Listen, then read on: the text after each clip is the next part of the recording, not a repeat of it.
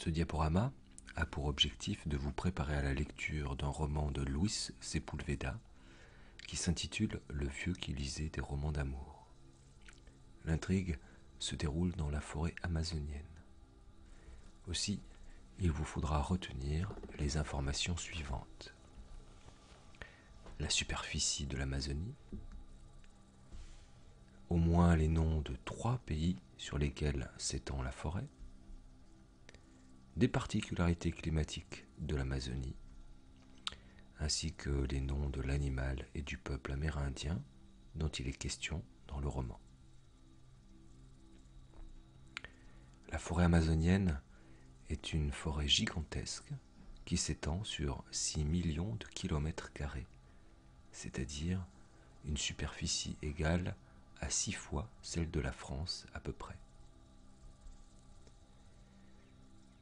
6 millions de kilomètres carrés, mais également 9 pays qui sont en partie recouverts par cette forêt, à savoir le Guyana, le Suriname, la Guyane française, le Brésil bien sûr, la Bolivie, le Pérou, l'Équateur, la Colombie et le Venezuela.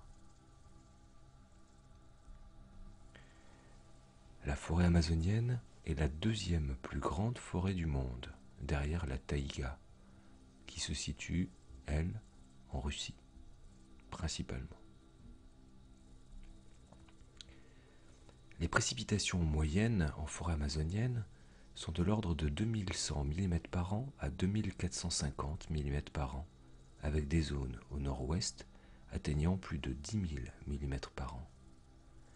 À titre de comparaison, à Valence, les précipitations moyennes sont de 700 à 900 mm par an.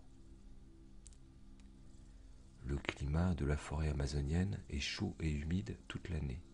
La température moyenne est de 25 degrés.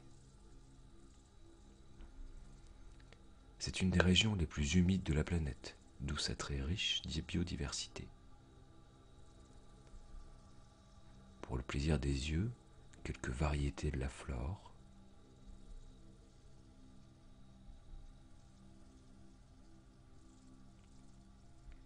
et quelques exemples d'animaux.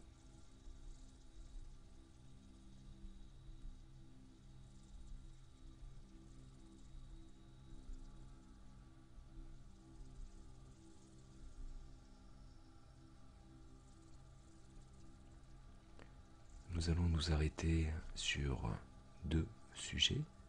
Le premier, l'oslo, un animal dont il est fortement question dans le roman Le vieux qui lisait des romans d'amour. Prenez garde à sa masse, sa taille, son apparence.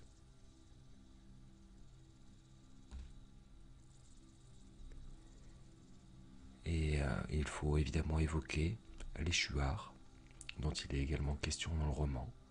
Il s'agit l'un des peuples amérindiens habitant dans les forêts de la haute Amazone, désigné par les envahisseurs espagnols sous le nom de Jivaros, un terme éminemment subjectif signifiant sauvage ou barbare.